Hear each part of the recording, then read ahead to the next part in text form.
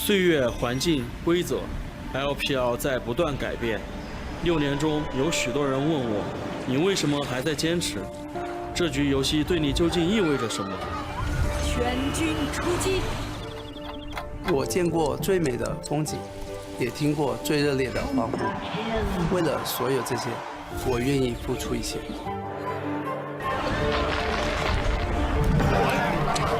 何来联盟？这局游戏是一段旅途，有人中途停留，也有人会做到最后，而终点只不过是另一个起点。50的血量，50的血量！我不懂那么多是非曲折，这局游戏赢就对了。 이번 게임의 낭만은 0부터 100처럼 무명에서부터 이름을 날리는 것이다. 我从来都没有后悔过自己走过的路。这局游戏的魅力就在于创造奇迹。 많은 사람들이 전설을 보는 것에 열광하지만 다른 사람들이 그 뒤에서 흘리는 땀에 대해서는 잘 보지 못합니다. 하지만 이러한 땀이 없었다면 저희는 다시 이곳으로 돌아오지 못했을 겁니다. 欢迎来到英雄联盟。 会变的是人和环境，不变的是游戏最后的胜利画面。我明白，这场游戏就是成王败寇，但是不到最后，我不会放弃对王冠的追逐。这局游戏需要牺牲，无私奉献，去成就团队的胜利。他还需要领袖，不管遇到什么困难，都和同伴一起扛下去。 是我最喜欢的玩具。 LPL 需要年轻的力量，是时候让我们来接管比赛了。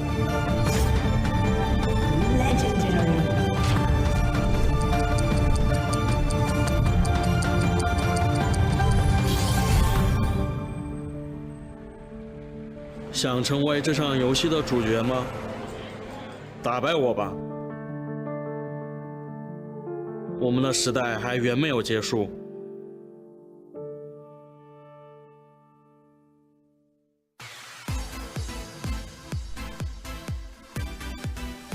The pace is getting faster and faster. We are getting closer and closer. And in life, only 3 things are certain: death, taxes, and the LPL Spring Finals in Chengdu.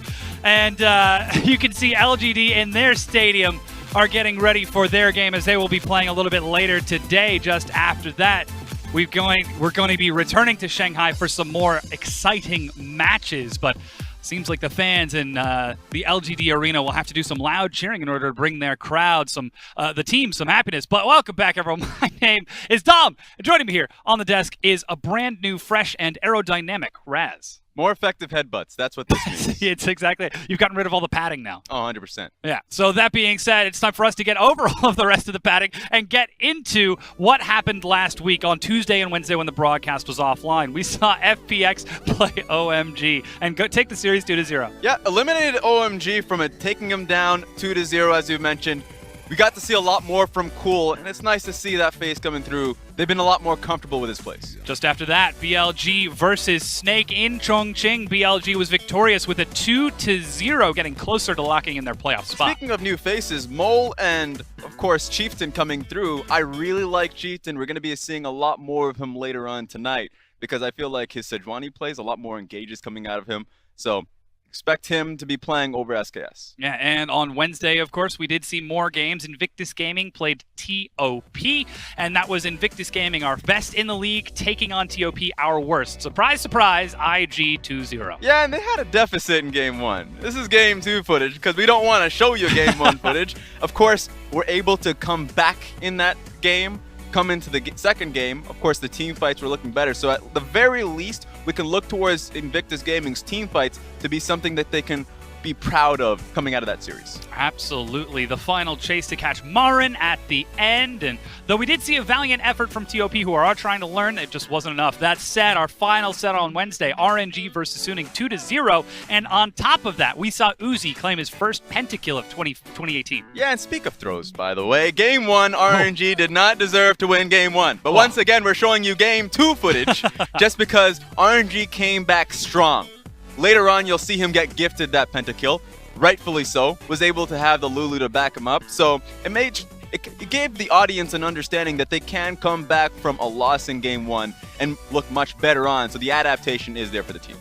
The final catch onto Xiao Al Uzi with the pentakill to lock it down 2-0. Let's actually take a look at the standings now that we have all of those games behind us, and we can show you where everything looks out. Things to note, there are 6 playoff spots that have not been locked in yet, and there are 8 teams fighting for them. Yep, anything can happen from this point forward. And funny enough, we did mention that FPX taking down OMG means that they are now eliminated. But 4th place grabs my eye, because sure, in the Western Conference, the possibility of BLG and WE tying up, maybe exceeding Snake and EDG is there, but they have more pressing matters, worrying about Fun plus Phoenix that are just a game behind them. So that's why, as we move on, my focus is going to be on the 5 teams that we need to be watching, and if they can secure that 4th place position. Because it is very close for these teams to actually lock in that spot. If FPX lose today, that's going to be Snake and EDG who would lock in their own playoffs. But like you said, we're keeping our eyes on these 5 teams over here below us. You can see FPX, WE, and BLG coming out of the West Conference, and they are all within touching distance for each other, and that's right behind RNG, who's only a game ahead. Yeah, so those 3 teams, FPX, WE, BLG, they all have 4 games left to play. That's what's important, just because of the fact that with 1 game in between them, even if you were to talk about the opportunity of them tying up against each other, they are all pretty much neck and neck. WE, FPX are tied 3-3 in terms of head-to-head, so if they do end up tying, then it comes down to the points difference from that point forward. So a lot of that, stay tuned, keep your eyes on all the 3 of these teams going into Week 10, because that small difference is what matters. And of course, on the other side, we've got the e-commerce wars, Suning and Jingdong, the final potentially decider for the East Conference. That could be it. It could be the Amazon of China versus the eBay of China going head-to-head. Of course, they'll be playing later on this week as well. Yes, so of course, the fact that Suning Gaming only have 2 games to play, so the fact that they're going up against Jingdong, that's the most important for them to watch out for. Hopefully, Jingdong could take the victory up against LGD if they want to find that victory up against Suning Gaming to be more impactful. Of course, they would actually have to catch up. That's going to be happening a little bit later today. That said, we've got our big matches on the screen below you. You can see EDG are playing WE in the massive rivalry. Of course, Rogue Warriors are also playing against Royal Never Give Up, which looks to be hype as heck. But our match of the week happening tomorrow. First place versus second. Rogue Warriors versus Invictus Gaming, a clash of titans. That's why if there's a day to watch for this entire week, gotta be tomorrow. It's tomorrow. Yeah. Invictus Gaming, Rogue Warriors, the fact that the top 2 teams in the league are going up against each other, please watch it, because that, not only is it going to start the day off, or at least, of course, it starts the day off, but the fact that EDG and WE is the set to follow it up on, that is incredible to watch, so keep your eyes on that one. Yeah, Good this games. is going to be the last time we get to see these teams because we're at their current places in the standings. They're going to end up going into different brackets into playoffs. This could be the final preview before finals if these 2 teams continue at their current trajectory upwards. And heck, one of these 2 teams could very well be our representatives at MSI. That's true. And if you want any bit of preview for that one, Invictus Gaming is a team that's getting hyped up frequently. But if we get to see later game team fights, I know this is a small preview for that one. Rogue Warriors, you can never really count them out. Absolutely. Some spectacular skill from them. Of course, they are not playing today. Today, we've got LGD versus Jingdong in our first match. Just after that, we've got FPX taking on BLG out of Chengdu. And that is, both of these games are essential. Jingdong are a single set behind Suning. If they win this, they will tie it up and potentially bring it to that tie, to that head-to-head. Yeah. BLG, of course, you already mentioned it. The tie is important there. If BLG just takes 1 game, just 1 map, then the head-to-head is in favor of BLG, just because of the fact that earlier on in the group, I think it was week 3, they were able to just take them out 2-0. So head-to-head matters there. Whereas the first set, you just don't want to get slipped up if you're going up against LGD. You don't want it to happen, because Suning Gaming, when they went up against LGD in Hangzhou, it felt like Suning Gaming were clear favorites for that. Yeah. But that just didn't happen. Went to game 3 and LGD took that victory up against Suning. So if you are Jingdong, don't want to get slipped on. Absolutely not. We'll have to see, though, if they can bring it to bear as we check out our rosters. We've got Jinnu, Intruder, Yuki, FDY, and PYL. So, of course, the bottom lane, no longer Imp. FDY and PYL rounding it out. We need to see more footage out of FDY. He's not playing too poorly, but they need talent. They need talent out of their laners. So hopefully FDY can step up. And of course, facing across from LGD, a team that is trying to get higher in the standings to catch up to their e-commerce opponents and claim that final playoff spot. It really is quite the battle for this team, Jingdong and LGD, to bring it down. I mean, you already mentioned a little bit, but here is the roster. Zoom, Clid, Yagao, RD, and Mao. Speaking of AD carries, RD's been coming out far more frequently, so if Jingdong are looking to make that last sprint, this is going to be their roster. He's been having a stronger team fighting, of course, if we're kind of comparing that with Loken.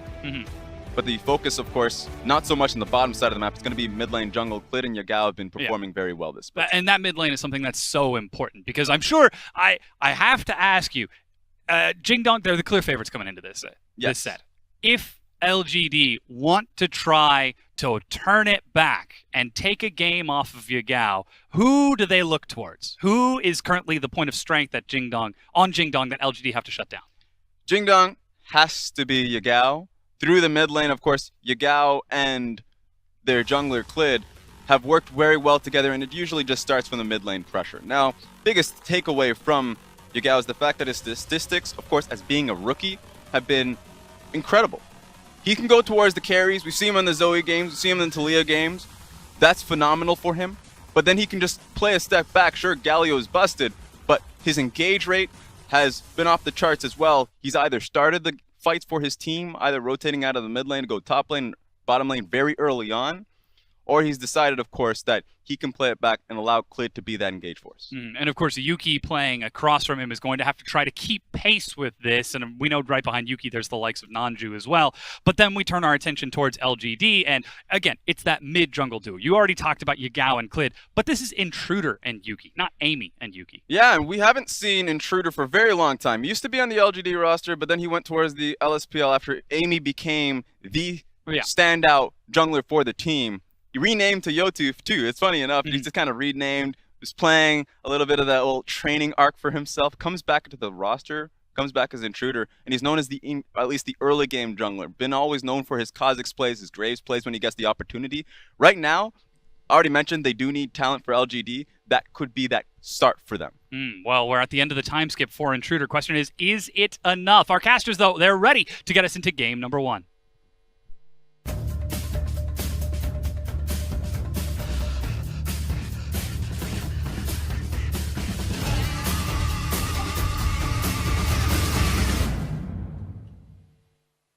Thank you so much, Dom. My name's Pulse. I'm going to be alongside Froskuren for this one, a must-win here for JD Gaming. How are you doing, Frost?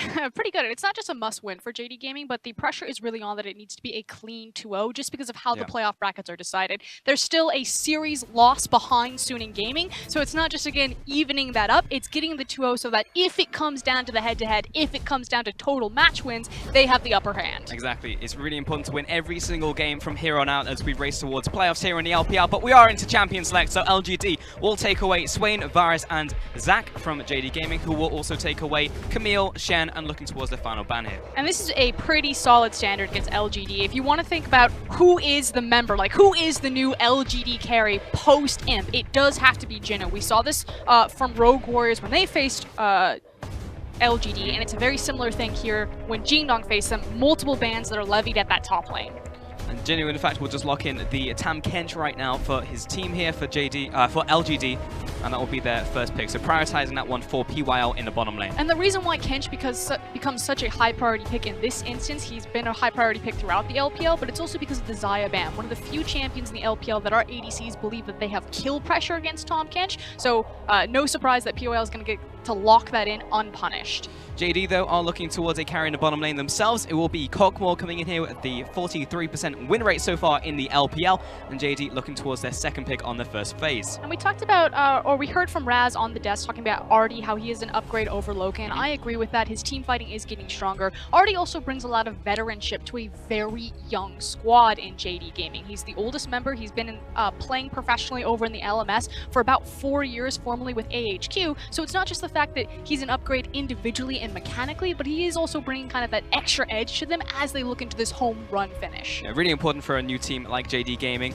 They will also lock in the Sejuani for Clid right here, and LGD will respond with a Jhin. So we've actually seen a fair amount of Jhin now post buffs on 8.5. I've actually seen them 7 times, so this will be our 8th game now with LGD, and Kha'Zix will be Intruder's pick for this game. And this isn't just Intruder's pick, this is his signature pick. If you don't know who Intruder was, he's been with the roster on and off a couple of times, but he was known for his Kha'Zix. He's a very aggressive, dueling-oriented jungler, so something like a Kha'Zix fits right in that wheelhouse, and it's his go-to pick. Intruder is definitely the polar opposite of Amy if you are looking at junglers. JD Gaming, though, looking towards a Sion right here, probably going to put that into the top lane for Zoom, so he will be playing basically blind into LGD here. And this is multiple times that LGD have actually just let the Sion go through ban phase. Again, their very last series was against Rogue Warriors, and they got absolutely dumpstered by Doinb Sion. It forced them to ban it in game number 2. Yuki and Jinnu have shown that they just don't have answers to it. Yuki lost in the 1v1 mechanically, and Jinnu, he's a carry-oriented player, so if that Sion ends up in the top lane, it can really slow down any sort of snowball that he's trying there. I think Sion is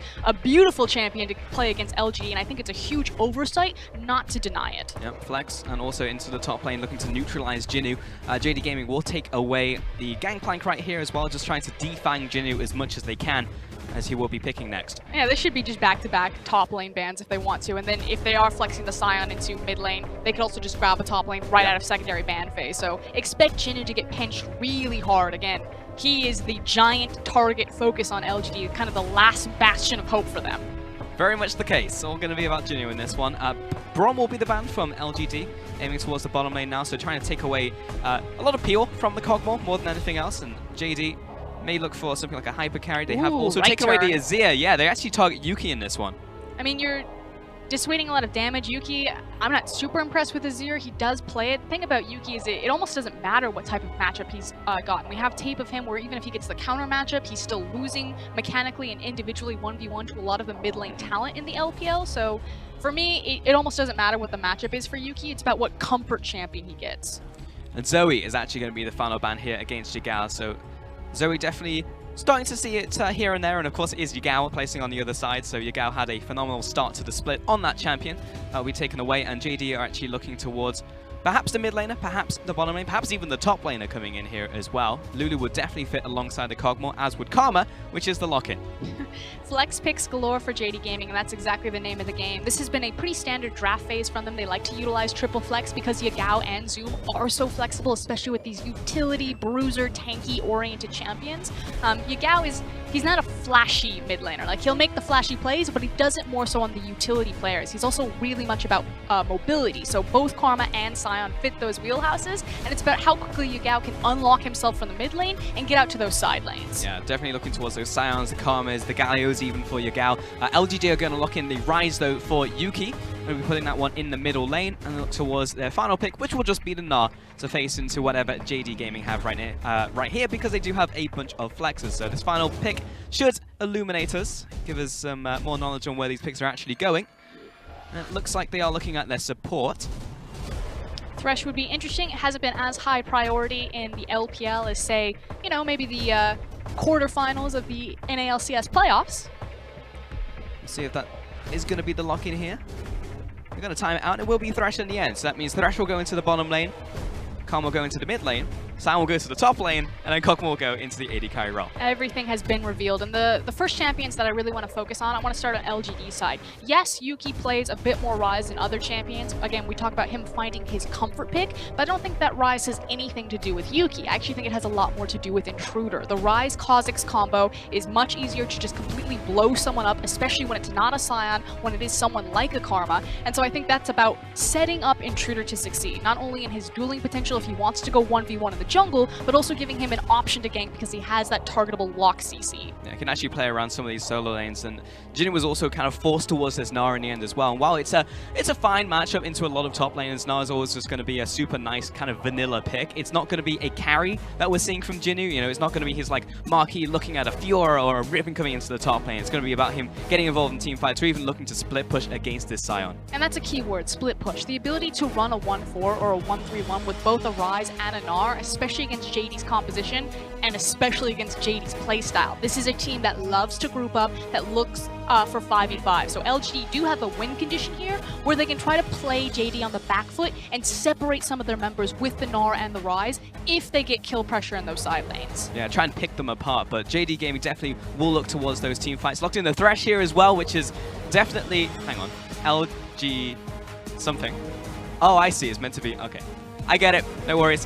Looking at their conversation as well, Yagao in the mid lane, gone for this Karma pickup. In the top lane, they've got engaged in the form of the Sion, so it really does seem like they're going to go back towards pretty much what works for them, which is the 5v5s, as you already said. Yeah, but it is still a very far way out for the Kog'Maw. The nice thing about Kog'Maw is he can spike a little bit earlier than other traditional hyper carries just due to his itemization through Rage Blade, but that also hasn't been the standard build in the LPL, so we'll see how it all pans out. Well, here we go. First game of the night, LGD versus JD Gaming. Very important game for JD Gaming, and see if they can take it.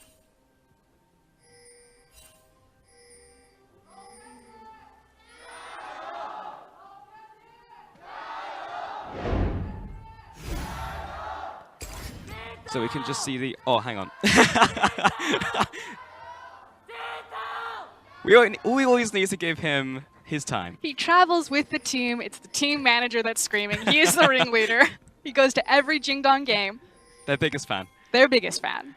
Okay, well, we're going to see everyone pretty much just space out on the map right here and take a look maybe at some of their keystones as well. Yeah, and I was briefly talking about already on this Kog'Maw pick and how even though JD are much more about a mid-game focus and Kog'Maw, if he goes through the traditional Rage Blade build, that he will spike appropriately there, you know, has the 2 items. They like to group up. They like to make plays happen, you know, 15, 20 minutes in. A lot of the time, Kog'Maws are going for the crit build now because so much of the map is dominated with AP damage that it makes more sense to utilize your damage. But that means that you extend that composition's lifeline, that they are no longer a big, strong 20-minute team. They're a big, strong 35-minute team. And JD Gaming, that's when they start to slide backwards a little bit, is when they aren't playing quick, heavy tempo type of games. It's definitely more reminiscent of almost a Rogue Warriors composition, looking towards the bottom lane, putting a lot of the burden on the AD carries role and on his shoulders into this one. So the Karma is definitely going to facilitate towards that. If it makes you feel better, I don't think we're going to see a ton of ganks down bottom. It is a Sejuani, so a lot of her gank potential, especially bottom lane, is going to be post level 6. And it's also the fact that it's already in tandem with the Thresh. I mean, he can just sit down there and farm safely if he really wants to and just wait for the Dark Passage. Yeah, the Tam Kench as well is going to neutralize so much of the bottom lane plays, so we'll see how this one works out. Most likely it's just going to be caught in this 2 versus 2. And I kind of want to explore the idea of looking towards LGD and kind of figuring out who they are right now, because they've gone through obviously a bunch of roster swaps, but once upon a time, Frosk, I remember at the start of this split, we were actually saying maybe this is LGD's time. Maybe LGD are actually going to rise from the ashes and become the Phoenix that we thought they were. There was this brief window around week 2, week 3, where LGD were starting to win their games. You know, Imp was kind of back in form. Jinwoo has always been a very strong top laner in the LPL. To be fair, though, there's not a ton of competition, at least in the past, for, you know, contenders for strong top lane. It's maybe working itself out there. But since the departure of Imp and since kind of LGD sliding backwards with their strategy, you know, Coach Acorn behind them doesn't have a ton to work with, and LGD seem to be struggling to find an identity. And what's interesting is then facing JD is that these two teams are pretty much on the exact same timeline, but on opposite sides of this. You know, JD Gaming, they lost their star in Doinby. This year was about them rebooting. Who is this team without Doinby? And they managed to do that, and now they're in a fight for possibly a playoff spot. Whereas LGD are just starting that journey. They've now lost their star in Imp. So who are LGD and what do they become? But it's also about starting off on the right foot, right? Was PYL is going to get blasted in the bottom lane. FDY will actually choose to use the heal right here, trying to get PYL away from that play. But yeah, I mean, JD Gaming, they've done all the right things, right? You know, they came into this split and looked like, honestly, a pretty strong team. You know, we see their high highs when they take games against RNG. We see their lows as well. We also see them face against top teams like Invictus Gaming when they're playing consistently and also what happens. But JD, when they play up, they can go real high. And their heights really start on Yagao. Yagao has been the big surprise, probably my rookie of the split right now. I know there's a lot of conversation going on between Suning mid laners Knight versus Yagao. I love Yagao. I love his playstyle. I think he's incredibly flexible. He's almost become Doinby-esque as he's moved towards like the Karmas and the Gallios, and again, heavy mobility, heavy utility, and how he unlocks his team. But if he wants to, he'll just go straight carry. He'll lock in the Zoe, and he will style on you. That's pretty much what he started with in the split as well. It was the Zoe, Zoe, Zoe, and for some reason teams just kept giving it to him, so he kept demolishing teams on the Zoe pick. And we do have a bit of a higher priority for Zoe back in the LPL since her changes on 8.5, and I believe we're playing on 8.5 today. She has kind of cropped up again. I don't think she's as strong or as overtuned as she was, but she definitely has a niche, and we have really good Zoe players. So as we move closer into playoffs, I do expect to see Zoe pop up occasionally.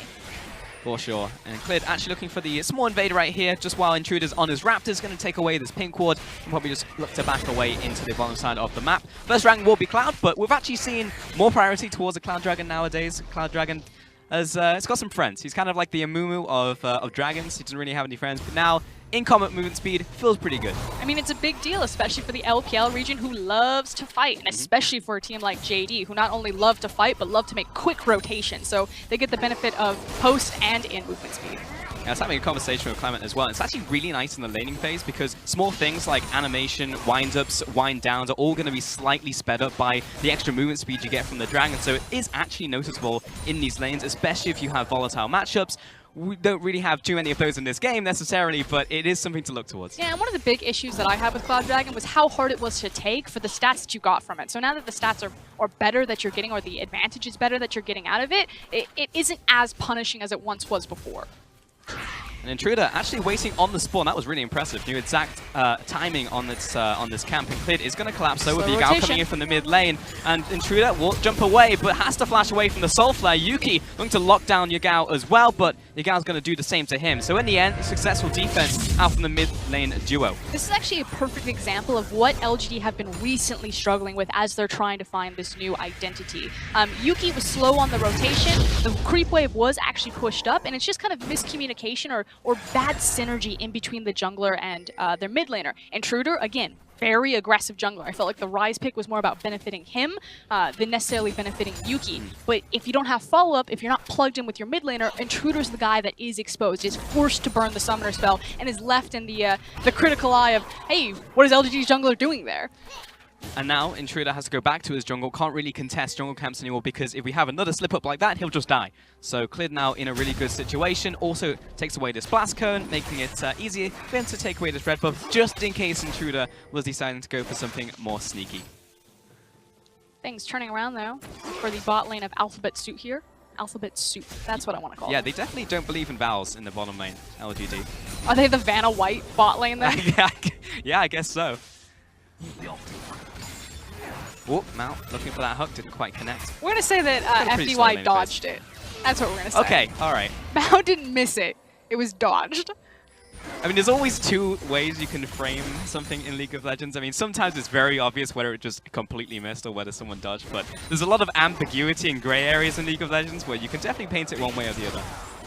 Of course, it's a darn ring start on Jen, so looking for the Q advantage here. And with this, Intruder's like, well, I can't invade the top side of the map. I still don't have my flash, but I could definitely be a bit more ambitious on the bottom side of the map. I could definitely control the bottom side of the river, take away the crab, remove some vision, maybe even look towards the dragon. Kazakh can do this very early as well. What he really wanted to do is he wanted to place triangle vision because they know that the blue buff spawn is going to be coming back up. If you can get that information when Clid is actually passing it to Yagao, that's either viable information where you can contest if you feel you're strong enough, or more importantly, make a cross-map play. But unfortunately, the control ward was placed there, so it really neutralizes a lot of what Intruder could have picked up there. It was not to be, and for now, JD will continue scaling up on Cogmore, play towards this one as the game goes on, but I definitely do agree with you. Feels like this game is, at least in terms of win conditions, JD are looking slightly more towards the future instead of trying to end this one maybe around the early mid-game. RD will definitely have to try and dodge some of these, that's probably okay, but PYL is moving towards him, lands the tongue as well. That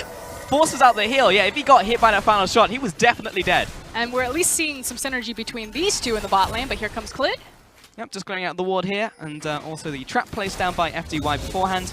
But still, nice little bit of kill pressure there onto RD. Clid's still coming. Yeah, he's still hanging around in the area, and unfortunately it's because the mid lane and jungle duo from LG are passing away that blue buff. So if JD decide to rotate on this, no one is coming to help LGD's bot lane. Yeah, Yagao could easily rotate down there, and it would just be really down on the teleports from Yuki, but not a blue buff there, so the window's kind of closed. If he was on Galio, you know for certain that that would have been the JD play.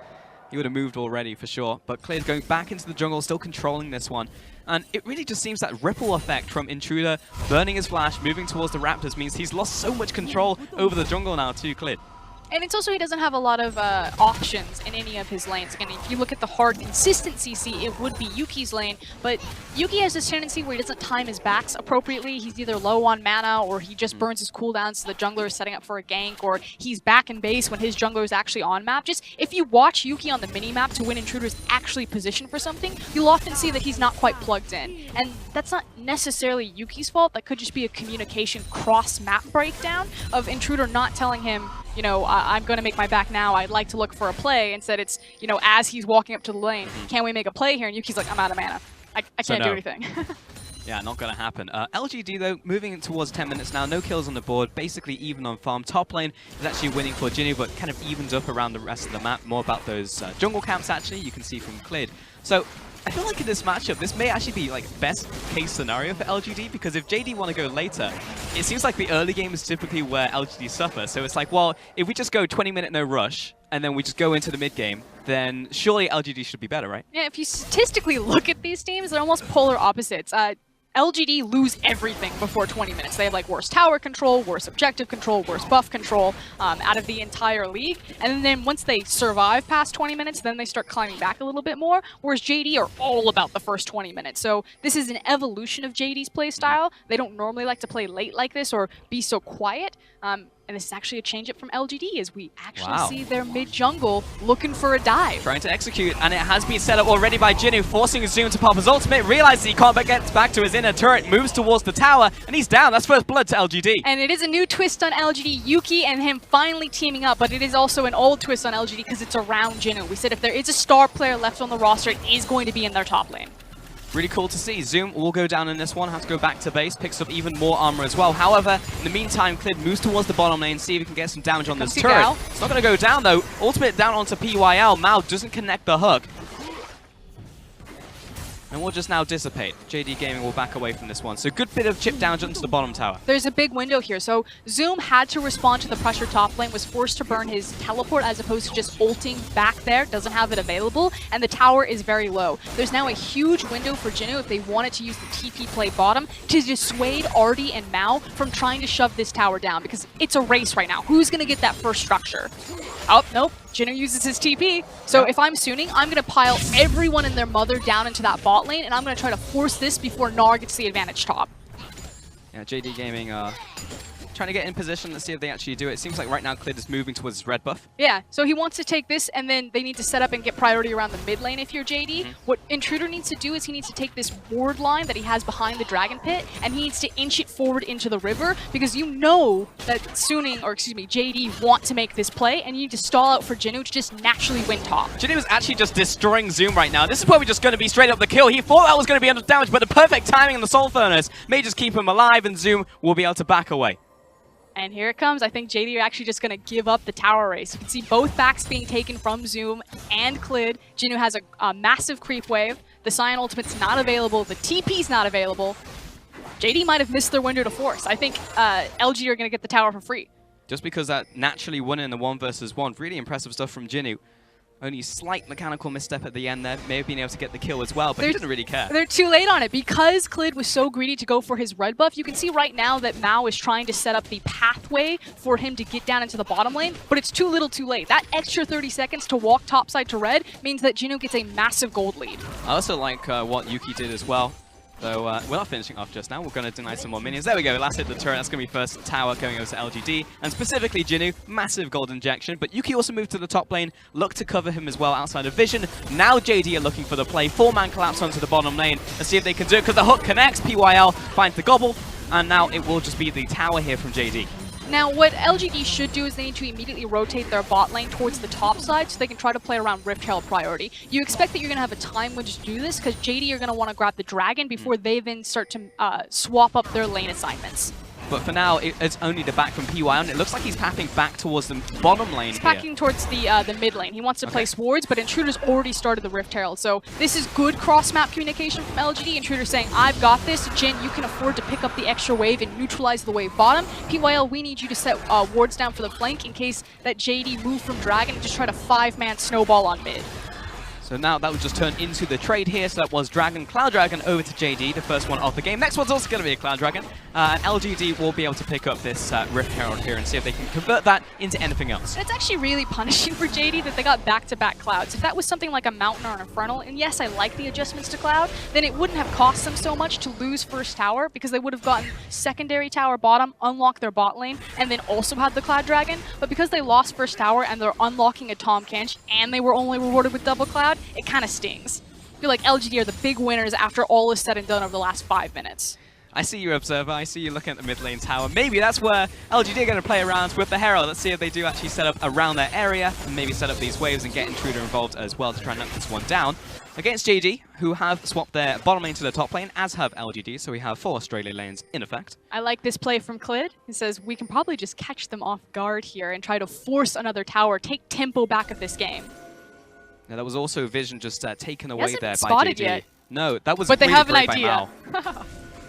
They're They pulling a Gao. Yeah, your Gao moved from the mid lane. This is a great tempo shift from JD. They understand that they were delayed on the first tower play, but they definitely are in the driver's seat for the second one. Intruder has just made his back now. There is no reinforcement coming. Cleared with the lockdown to PY. He's going to flash away. RD in range to finish him off. FDY protecting the tower, but the Dark Passage is there to get him out. And check out where Intruder is. He's still behind the inner tower, so he's slowly making his way up there, maybe giving FDY some confidence that he can sit here. But Rise and Kha'Zix need to get here real quick.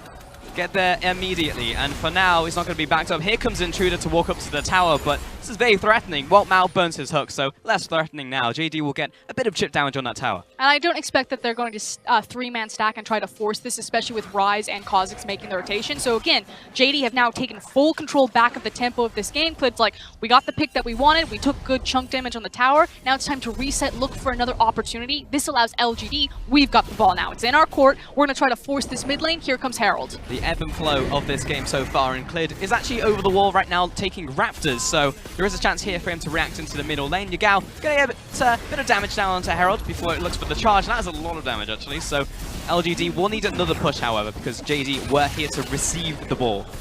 Still a lot of damage that goes down, makes it that much easier the next time around, especially because they do have a Jin. His ability to siege towers, not necessarily do damage to them, but to siege them with his curtain call is very strong.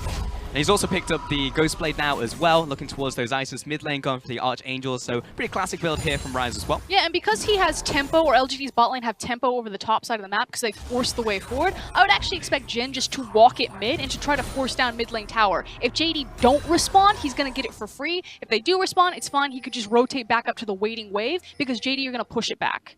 Instead, he's going to just walk right back up. I'm trying to figure out if I'm in present time or in a replay, because there was the replay in the upper right, and now it's gone, so I was tripping for a second, but we're okay. We're just chilling in a DeLorean, just back and forth. 17 minutes into this one, and it's 1-1 towers. LGD have the slight gold advantage because of how things have panned out, and they have not managed to take out the mid lane tower yet, so they will need to set up once again. This is smart play from Yuki. He notices that JD have pressure in their side lanes, and so they're probably going to look to try to counter out the mid lane push. Sion was looking for the cheeky flank. But we're going to constantly see this tug of war now for kind of the next probably 5 to 10 minutes between both these teams. It's going to be shoving, neutralizing side waves, and then JD are going to be playing around top mid, and LGD are going to be playing around mostly the mid lane and just defending top lane. They really want to cheat in their bot lane here with the Tahm Kench and force mid tower down. Otherwise, it's going to be defensive reactionary play to JD doing this. And there's the TP. That's what they're doing, but there's a full collapse coming from LGD at the same time. It's going to be ahead of the teleport, and right now it's the instant kill onto PYL. This is going disastrously wrong for LGD. They lose the jungler, they lose the support. Everyone get to the chopper, because we're getting out of here. Huge loss there for LGD. I mean, at best, maybe they send Gnar and Rise. Yeah, the ping comes down from the mid lane tower. We need to burn this, and we need to scram. Yeah, trade as fast as possible. JD actually keeping RD up here to take down the tower while the rest of them rotate towards the middle lane.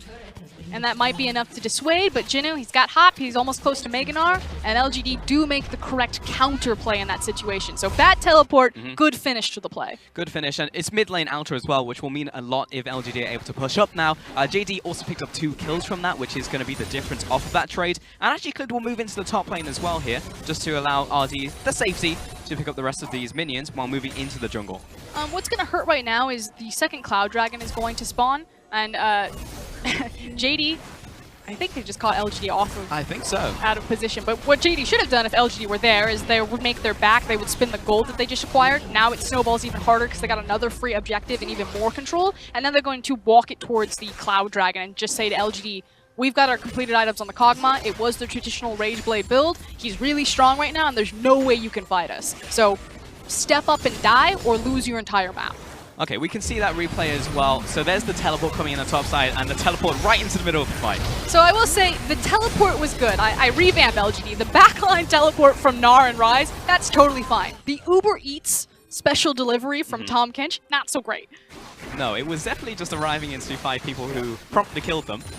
It was a party box. It 100% was. So JD will get those 2 kills. And they also pick up the outer turret, which we just mentioned in the mid lane there. So it seems like LGD were definitely caught with their pants down. They had the bot lane and top lane. They had Yuki actually at the enemy blue that hadn't spawned. So mid lane was completely exposed there.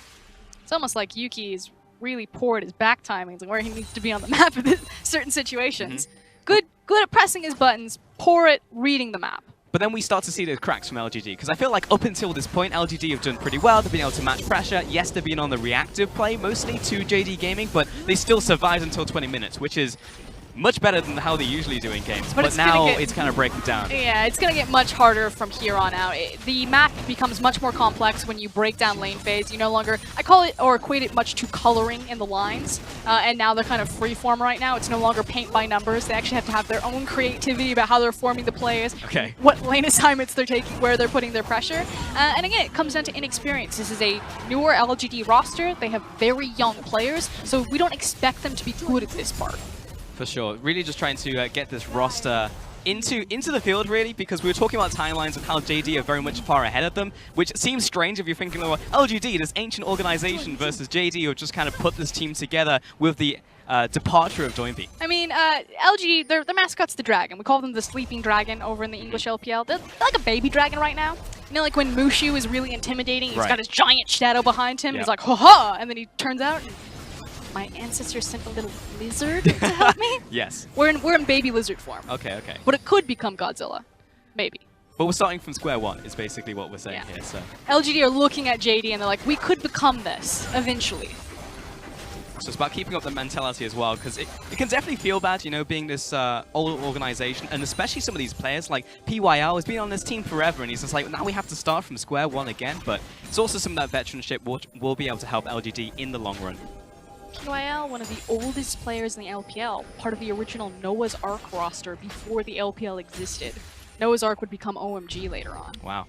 There's actually very few. They're pretty much like unicorns at this point. There's not a lot of them still left. Though Clid looking for a pick in the side. The hook's going to be slightly too far away from Intruder, and PYL was taking all the damage. Jinnu is thinking about the flank. He's full rage bar. This could be a massive ultimate, but he is completely denied by JD Gaming. He'll have to flash away. There's going to be counter damage down to Zoom, but he's able to walk it back behind Clid. Great play from Mao there to completely stuff Jinnu, looking for the dunk there. And JD, they wanted the pick because they want to play around Baron, but they've chipped away enough health bars that they can feel they can walk up to the tower. Yeah, this one is straight up gone. The minion wave's already there. JD make a massive power play, and I honestly cannot compliment Mao enough. I was trying to figure out what happened in the play. It's like, why didn't he jump over? He got knocked over. It actually looked like Zoom also tried to interrupt him in midair, so there was 2 members of JD blocking the assault from Jinnu. Just absolutely stuffed. Yeah. But they need to be careful with their backs here. There's an opportunity, if LGD really want to be frisky, they immediately rush the Baron, which is why some of the backs were cancelled for JD to dissuade that. So small window, maybe we find a pick, maybe we find someone caught off guard. Good things from LGD, that's the right move to look for right here, but I don't think they're going to find it. They're fishing. Ooh, Jinnu is looking for another engage though. He didn't use his Gnar ultimate in that last fight. He's still jumping in. Oh, we'll get the ultimate onto RD. Can the team get in range? No, they cannot. That's going to be the execute damage from FTY. I retract my statement, LGD. You caught a big one. That was the catch of the day, honestly. Good stuff from Jinnu.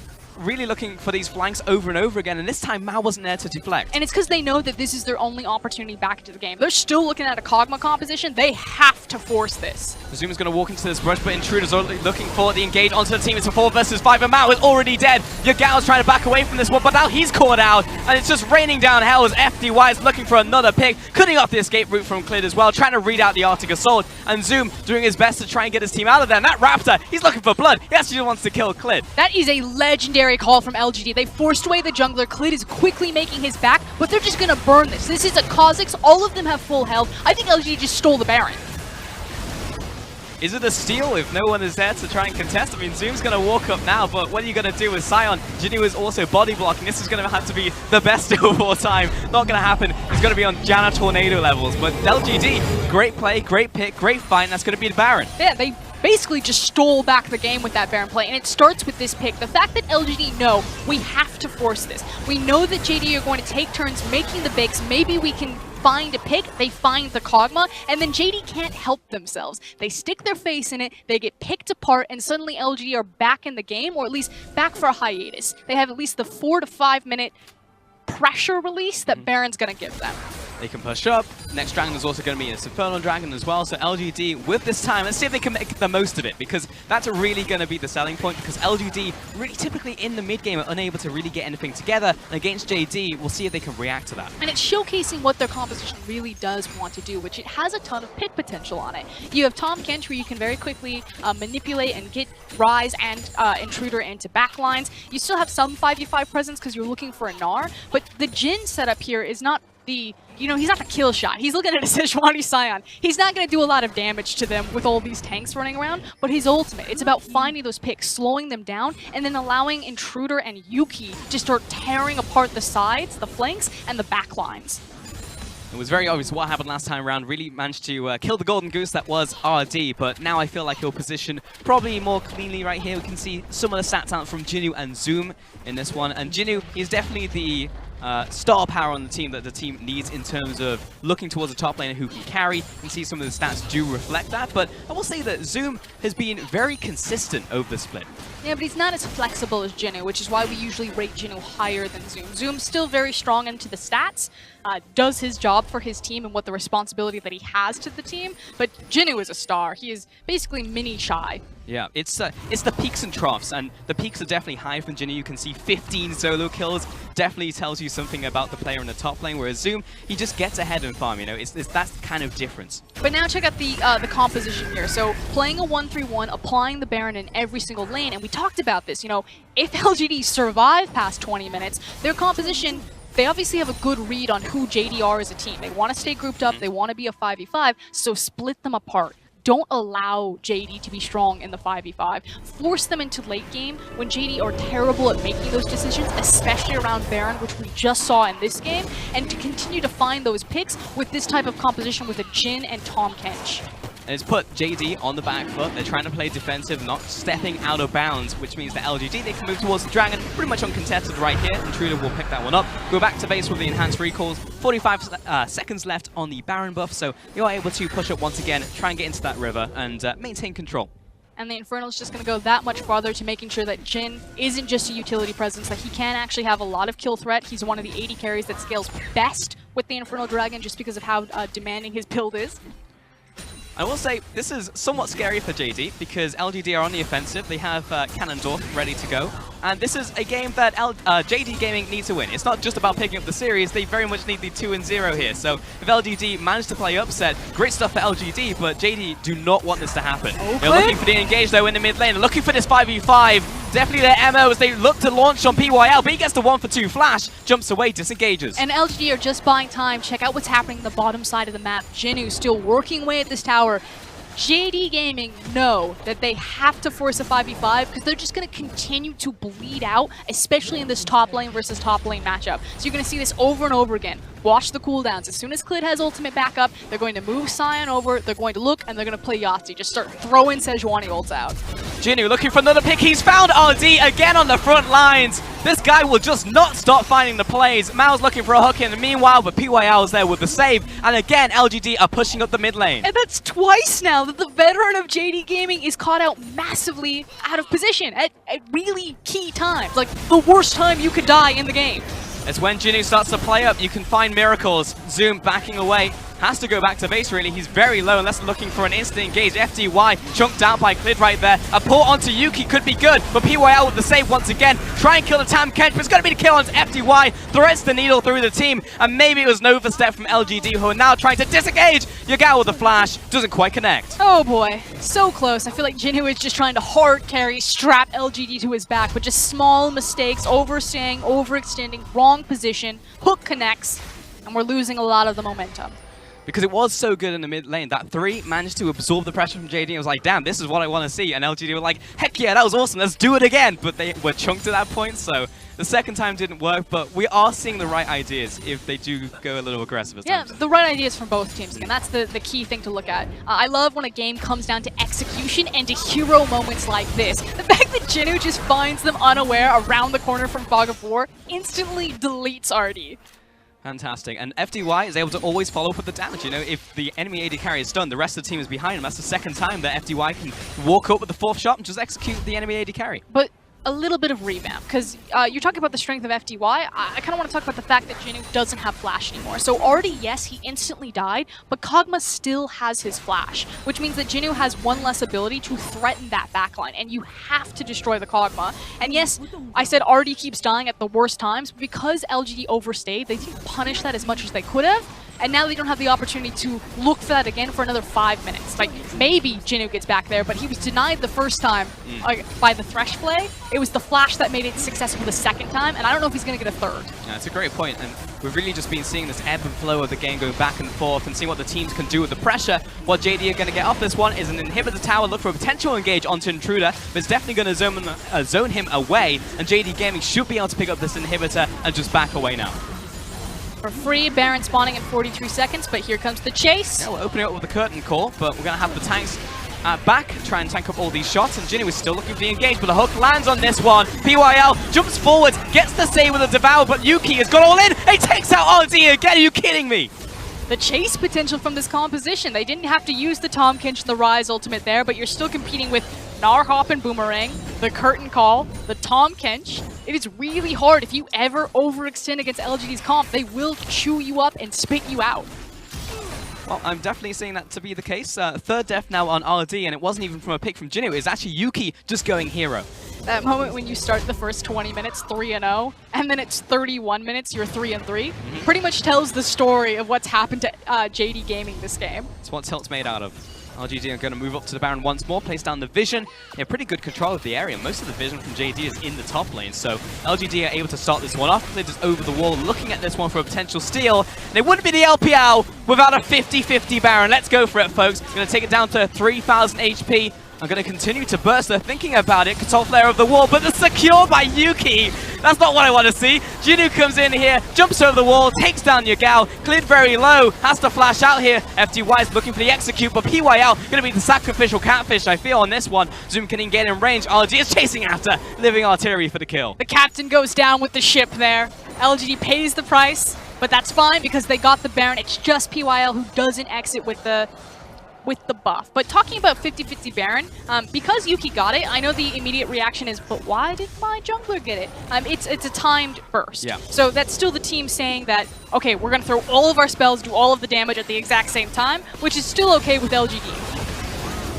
It's still it was close, but the Soul Flare over the wall coming in as well, accelerating that timer, because you can see LGD, they moved to around 3,000 health. They're like, okay, when do we want to burst? 2,000 health, they drop it, then everyone throws their abilities, but yeah, we're cleared over the wall, and the Soul Flare coming in, that was very much a 50-50. If you're going to take the 50-50, at least communicate and burst at the same time. Don't just be like, turn on Baron, turn on, it'd be like 3, 2, 1. Now burst, yeah. Throw everything. Good stuff from LGD. They managed to get it. JD are still on the offensive though. They're moving into the bottom lane. They're looking for a pick actually onto Jinnu, who still has his Guardian Angel. He'll manage to hop away on this one, but JD are trying to make this counterplay, but I'm looking towards JD, who are, LGD rather, who are pushing down the middle lane. Intruder leading the charge is... Oh, well, they just a game of chicken. Wow, okay, only 2 are going to make their backs. And Jinwoo does have TP, so he can join the siege at any time. This is going to be a massive time loss actually to JD here as LGD push up onto the tower. FTY is the only one moving up onto the actual tower itself. Good flank from JD though. They say the backs have been stopped, we're going to meet you halfway. Yeah, let's actually just go for the engage. Clint jumps onto FTY, the save from PYL, but he's dragged in by Mao, and then he actually seals the fate of his own AD carry. The bot lane will die together. Very clever adaptation for JD. I feel like this entire game has just been like mud wrestling. Just we're rolling in. Oh, we're in the dirt, Frost. There's some tug of war going on. It's better than the stale ping pong matches. That's true. It is much more exciting. They're actually hitting it back. And JD Gaming, they're going to teleport into the top lane right here with Zoom. Look for another push right now. They're actually pushing into the top lane, so perhaps looking for the fight and the finish. Yeah, it could be looking for the finish. It does mean that they're very reliant on Klid having that Sejuani ult though, and he doesn't have it right now. So some sort of hard CC has to land unless LGD just sacrifice their bodies to this. I guess so, but bot lane's about to respawn. 7 seconds left on There they go, PYL. they found JD, it. yeah, they actually just wait for the minion waves to come into the middle lane, take the inhibitor tower right here, move on to the inhibitor itself. So they'll take the safer price, though they will be pushed away now, wasting a lot of time. Yeah, being really greedy. That was really cutting it close. You can see that FDY was running up from spawn point, and that was just a curtain call away from being a disaster for JD. They'll back away. They don't quite get the inhibitor, but it is now exposed in the middle lane. However, they will go over towards the dragon, take away the Cloud Dragon, which will be their third one of the game right here for JD. So they will definitely be moving very quickly. They are so quick. They are like the Puma team. But they can rotate and they can chase down so easily now. If they ever get into a situation where they're chasing people down, there's no escape. I want the math that if like a crazy flank play happens and an ability hits at the very tip, the Cloud Dragon was the difference of them getting in position fast enough. That's the thing with Cloud Dragon, because it's very difficult to quantify things like that. It's much like when a player just makes massive plays, you can't really see it in stats, but you can see it with your eyes, right? The true MVP of the game. The eye test, the Cloud Dragon. There you go. That's where opinions are born. JD Gaming are going to push back into the middle lane. LGD actually moved into the top jungle. We'll look for the recalls now and trying to regroup. Next round is going to be Elder, but that's a little ways off, so we're probably just going to see a clash in the middle lane. Yeah, because JD are just going to try to run it down mid. Again, they're playing Yahtzee. It's the same strategy every single time. Their side waves are neutralized enough. They want to throw at Sejuani's ult and then try to capitalize off that. Now, if LGD survive that maneuver, again, the chasing potential of this composition is quite devastating. I'm just curious if they can control Kog'Maw at this point, because what, 35 minutes in, already has so many items, and look at the damages it's actually doing. Straight up destroying Jinwoo, who will find the sidestep at the end there. Bit of a tongue twister, don't say that one at home. 5 times fast. There you go. Yuki will push back into the middle lane. He was looking for the assassinate onto RD, but the team was there to defend him this time, so JD, as you said, move it, take out the inhibitor, and then look to back away. Still, good news for LGD fans is that their Cannondorf, there he goes. Yep. That their top inhib has respawned. They're looking for the engage, and he's found FDY and Yuki right together on the silver platter. Another pull comes down to PYL. It's going to be the ADK flashing away, but someone's going to have to be the sacrifice, or do they? Jinwoo finds a massive ultimate onto 5, but can they turn it? Can LG do the miracle? LG gets a huge shield. What even is that? Jinwoo tries to back away from this one, and LGD have to scatter.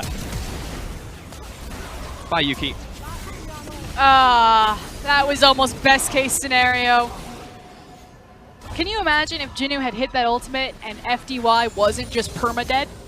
That could have been a game changer there, but unfortunately, so many members left.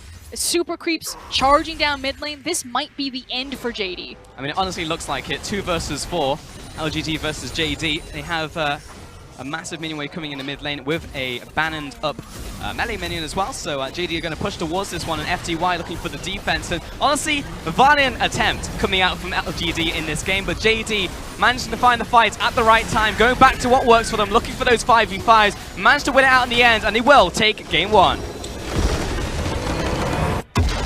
An absolute slugfest of a game so far. Like, this is indicative of the series. I'm already plugged into this. I love it when teams just go full brawl mode, just throwing sucker punch after sucker punch. Yeah, this is like extreme ping pong. You know, like how they have extreme fishing, but like for ping pong, this is pretty good. JD will eventually get it though. LGD had so many chances to try and win this game though, and that is probably the most impressive thing to me, that LGD were actually able to come into this game. And it's very clear to identify where the cracks are for LGD and where they kind of need to oil them over. And it's going to be in FDY and it's going to be in Yuki. The two newest members, least amount of experience on the team with them. And if LGD can just, I mean, obviously they feel that these are the guys to invest in. Yeah. Just spend a little bit more time with them, be a little bit calmer, rotate around them, try to control them a bit more. That's an LGD win. Because again, if Jinwoo hits that incredible performance on that ultimate and FDY is alive, that looks like an LGD win. And we already have tape because we saw it the 2 times before. The 2 times that Jinwoo found the ultimate onto the Cogmore, FDY stepped up and killed him twice. And that gold graph is a perfect depiction of this game. We use the word tug of war repeatedly, and that's exactly what it looks like. Yeah, up and down, and then eventually JD were able to wrestle a win, but as we said, this is very important for JD. They want to look for the 2-0 here because of how the system works in the LPL. Looking for match score, then win-loss, then head-to-head, and then you're looking at total wins as well. So if you're just trying to get all the wins that you can and try and beat the people around you, it's very important that JD look for the 2-0s over the teams who are below them in the standings. Yeah, which is also interesting because they're experimenting. You know, normally we don't see JD run this type of composition. They've never been a team that builds around their ADC. Yeah. They didn't with Loken. They didn't initially with Artie, but maybe we're starting to see a change as they warm up for playoffs. It was definitely a bit of a back and forth. We'll see if the analyst desk can break it down. We'll certainly do our best. Thank you so much. But Raz, Jingdong, they were able to do it. It wasn't the clean, crisp game that we were hoping to see out of Jingdong. It wasn't the straight shellacking that I think we wanted to see out of a team that's trying to get into playoffs. But I think we can't exactly say that's Jingdong's fault at this point because LGD certainly showed they were ready to play. Well, if you were wanting to look to pin a blame on it, then it would be RD just because 2 times he did get hit up. So that's the only time you could look towards it. I did like the fact that Frost did mention that there was a bit of experimenting here because right from the pick ban, there was points of experimentation throughout the bottom lane, I would say. So on the side of Jingdong, the Thresh pick was interesting to me because we already saw the Tahm Kench come through in the opposing side. So if they're looking to play through bottom lane, if they're also drafting themselves as Sejuani, then it's pretty obvious that they want to play towards throughout the Kog'Maw and towards the Thresh picks. So the risk around this is that you're saying, okay, we're going to be looking for the Tahm Kench, or we're going to be sticky enough to find the person who Tahm Kench saves and get the kill afterwards. They ended up doing that later on, but it comes down to faith in coordination that that's the play that they're going to make. And then on the side of LGD, the risk there is the Kha'Zix. The Kha'Zix can't really do too much in these lanes. The Sion lane is a difficult one to gank. Mid lane, the Karma one's a difficult one to gank. Bottom lane is a Thresh lane, that's a difficult one to gank. So it comes down to the fact that they initially wanted to play through Kha'Zix to go into invades, but then it just didn't work out because we already mentioned it, or at least they mentioned it in the cast, that there's no follow-up from Yuki. And so he ends up blowing Flash, and he's like, well, I'm kind of useless for quite some time because I'm no longer going to be looking towards the Sejuani in the 1v1s. And this was in the mid-game when we started to see Jingdong start to pick up a bit of tempo and momentum, moving their 3-0 Kog'Maw around the map to just take turret after turret after turret. That being said, it wasn't all just roses and daisies until the end. They actually had to get over that Jinwoo, who was the only person who did benefit from that Kha'Zix and a Rise gang. Yeah, he was phenomenal. Early laning phase, able to get the tower for himself. That was great. Of course, there was pressure on the side of his mid lane and jungle to help him out. But then in the later portions of the game, you already mentioned it, the fact that Jingdong were transparent in the fact that they were going to be playing as a team, grouping up towards tower after tower, it seemed like it was going to be it. But the fact that 2 of his engages meant that RD was wiped off and somehow LGD had an opportunity to win that game was ridiculous. You really got to put a tighter leash on that puppy in that scenario because RD, I mean, how do you expect that? How do you see that coming? When Jinwoo flash, leap, ults, and pins you to the wall, when you've got a Thresh, when you've got a Karma, when they've got Locket of the Iron Solari, and you still die. All right.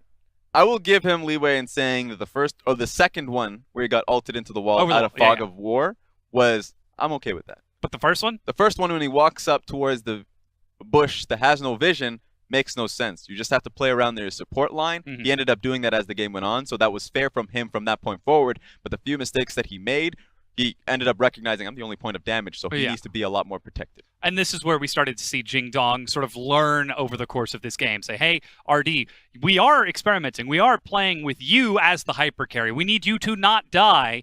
And then when he didn't die, surprise, they actually were able to win the fights because he was doing massive damage. That being said, LGD pretty competently sort of ran that back off of RD's mistakes. Here's the fight that ended up turning the game, though, and it's all based on RD surviving. Yeah, and you mentioned the fact that LGD were looking creative, or at least finding ways through these team fights. Just take a look at RD. He gets really bursted out as the game goes on, or at least in this point. The shield comes through where he is so well protected. Had it been played out a little bit better from LGD, they would have been able to take him out. Sure, that wouldn't have secured them the fight, but it would have saved them from Jingdong snowballing this and turning that into a few more towers. So it just showcases the composition that Jingdong wanted to utilize much earlier on, bullying down these towers and never being engaged upon because they had protection for the Kog'Maw.